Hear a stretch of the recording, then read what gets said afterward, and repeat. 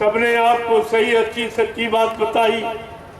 अगर उनकी बातों को मान लिया होता तो आज भारत देश का नक्शा कुछ और नक्शा। इसीलिए इशारे में कहा गया है कि अगर बात संतों की मानी जो होती, अगर बात संतों की मानी जो होती, तो सिर पे तुम्हारे मुसीबत न आती, तो सिर पे तुम्हारे मुसीबत न आती।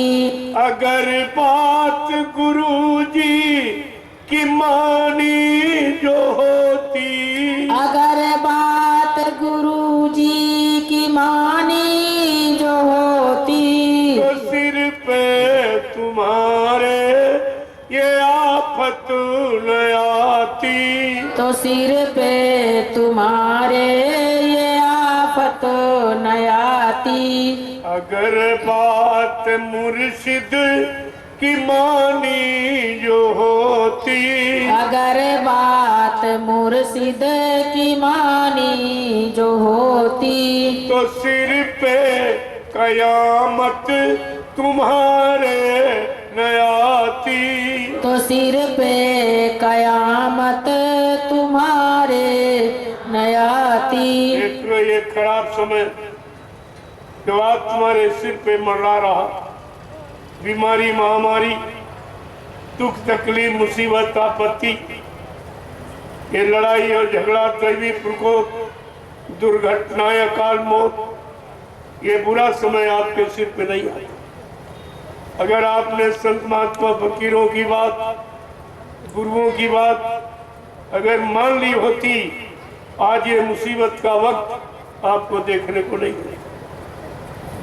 आगे क्या कह रहे हैं कि सभी देशवासी ये भाई हैं अपने, सभी देशवासी ये भाई हैं अपने, तो फिर बैर की नीति ठानी के तुमने, तो फिर बैर की नीति ठानी क्यों तुमने।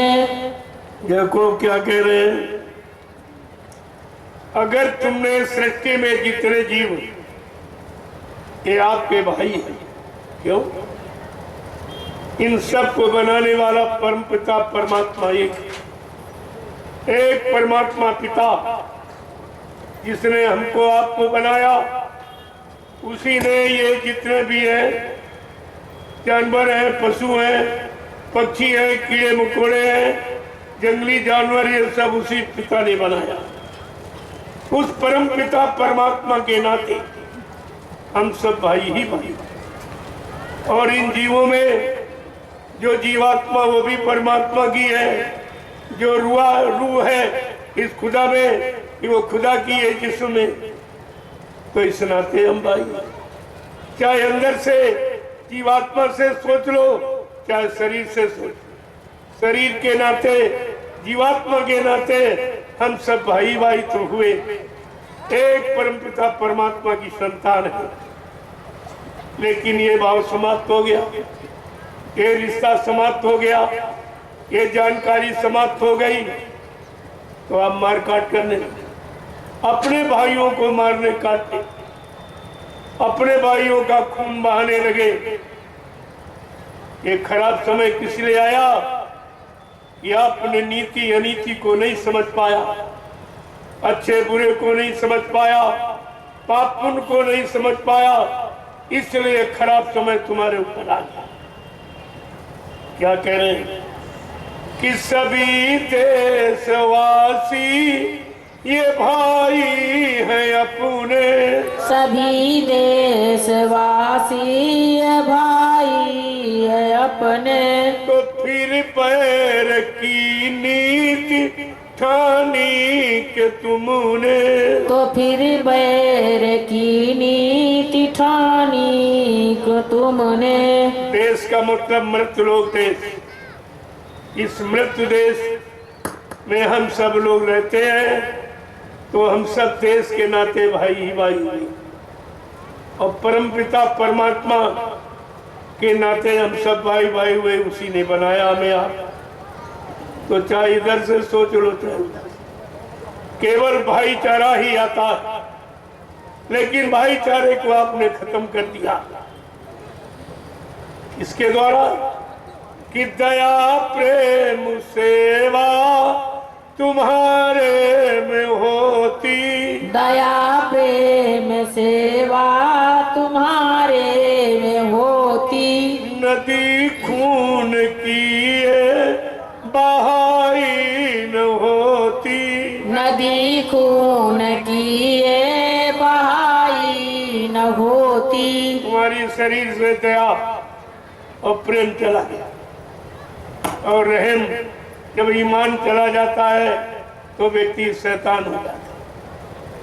शैतानी बुद्धि से जो आपने ये रिश्ता खत्म किया, जो परमपिता परमात्मा ने बना के दिया, ये सब जीव तुम्हारे हैं, तुम एक दूसरे के काम आना, मिलजुल के रहना, एक दूसरे की मदद करना, ये सब तुम्हारे सहयोग के लिए है। लेकिन आपने परमात्मा के दिव्य संदेश को नहीं माना, जो महात्माओं के जरिए हमेशा आपके कानों तक पहुंचाया गया, और ये माहौल आपने खराब किया। अब आपने खराब किया, अभी परेशान हो, अब इन जीवों को मारा, आप ही रो रहे हो। ये सब दुख तकलीफ तुम्हें ही भोगना पड़ेगा, क्योंकि इन दुख तकलीफ का के भोगता और करता दोनों आपने किया है तो आप भोग रहे हो। लेकिन महात्मा क्या कह रहे हैं कि घट घट में इंसान के रहता भगवान, घट घट के इंसान में रहता भगवान, और इसकी नहीं तुम को है कोई पहचान, इसकी नहीं तुमको है कोई पहचान। आपको ये पहचान नहीं रही कि परमात्मा घटघटवासी अंतर्यामी जर्रे जर्रे में रहे। घट में आत्मा स्वरूप में, हर घट में, चाहे मनुष्य का घट हो चाहे पशु पक्षी का, और सब में आत्मा बैठी है, और वो आत्मा परमात्मा खुदा की। तो तुमने शरीर नहीं काटा, आत्मा खुदा के नहीं, आत्मा और रूह के रहने के मकान को आपने नष्ट किया, जो परमात्मा खुदा ने अपने हाथ से बनाया, अपनी रूह आत्मा के रहने के। जिसका बनाया मकान गिराओगे, बिगाड़ोगे, तो बनाने वाला खुश होगा कि नाराज होगा। इतना भी आप नहीं समझ पाए, फिर तुम्हारा ये भौतिक ज्ञान किस काम का, जो तुम्हारी भौतिकता का सुख आनंद छीन दिया, नष्ट कर दिया, बर्बाद कर दिया। जब भौतिकता के सुख आनंद को आप नहीं समझ पाए, तो ये भौतिक ज्ञान किस काम का है, कहाँ काम आएगा, कहाँ लाभ इससे प्राप्त करेंगे आप। आगे क्या कह रहे हैं कि सभी धर्म ग्रंथों का है एक कहना, सभी धर्म ग्रंथों का है एक कहना, बनो शाकाहारी सदाचारी रहना, बनो शाकाहारी सदाचारी रहना। तो सारे धर्म ग्रंथ एक ही संदेश देते, ऐ मानवी इंसान, तू रहम और दया से कभी खाली मत हो, रहम और ईमान से कभी जुदा मत होना। रहम ईमान ही रहमान से मिलाने वाला, भगवान से मिलाने वाला। अगर रहम ईमान खत्म कर दिया तो भगवान और रहमान से तू कभी नहीं मिल पाएगा। देखो कितना उच्च कोट का संदेश, आपने इसको भी नहीं समझा। अगर समझा होता तो इस अनैतिक कार्यों में आप कभी समय नष्ट नहीं करते। कभी आप ऐसे कर्म नहीं करते जिससे आपको सजा मिले। तो आपने समझा क्या कह रहे हैं कि सभी धर्म ग्रंथों का है ये कहना, सभी धर्म ग्रंथों का है एक कहना, बनो शाकाहारी सदाचारी रहना, बनो शाकाहारी सदाचारी रहना। अगर मुर्गा बकरी ये खाई न होती, अगर मुर्गा बकरी ये खाई न होती, तो दिल में तुम्हारे बुराई न होती, तो दिल में तुम्हारे बुराई न होती। देखो तुम बुरे नहीं हो, तुम्हारी कौमियत बुरी नहीं है, तुम्हारा खान पान बुरा है जिसके कारण तुम्हारे कर्म बुरे हो गए और तुम बुरी सजा पाने के अधिकारी बनी। सजा किस कारण मिली? अगर गंदा खान पान न किया होता तो तुम्हारी बुद्धि गंदे कामों को कभी चुना नहीं होता और गंदे कर्म आप किए नहीं होते तो यहाँ कोई तुमको सजा देने वाला नहीं था।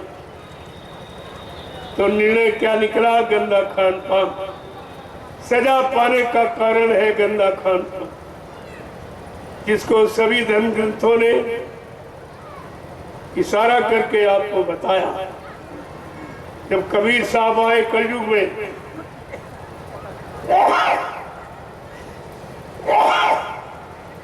उन्होंने सबसे पहले कहा कि मांस मछलियां खाते सुरा पान से हेत ते नर नर के जाएंगे माता पिता समेत।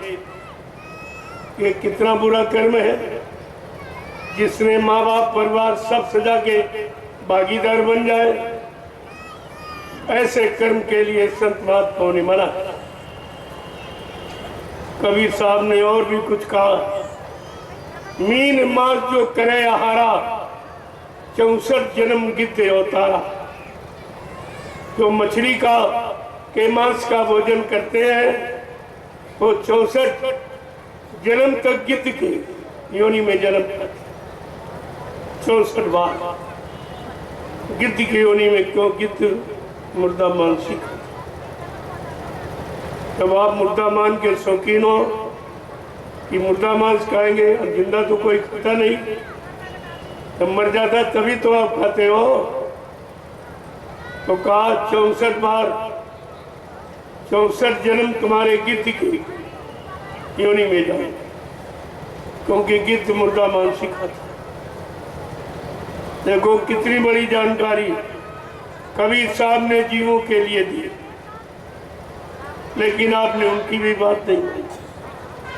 जो शुरुआत में आए इस कलयुग, इसके बाद हजारों संत महापुरुष और सब ने ये जानकारी दी।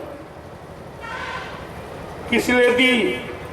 कि परमात्मा खुदा ने तुम्हारे वास्ते, तुम्हारे भोजन के लिए उसने स्पेशल व्यवस्था की कि सीजनल अनाज, सीजनल दाने, सीजनल सब्जियां, फल फूल, मेवे, दूध, मक्खन, मलाई, घी, ये किसी शरीर को नहीं बनाया, ये केवल मानव शरीर के लिए बनाया।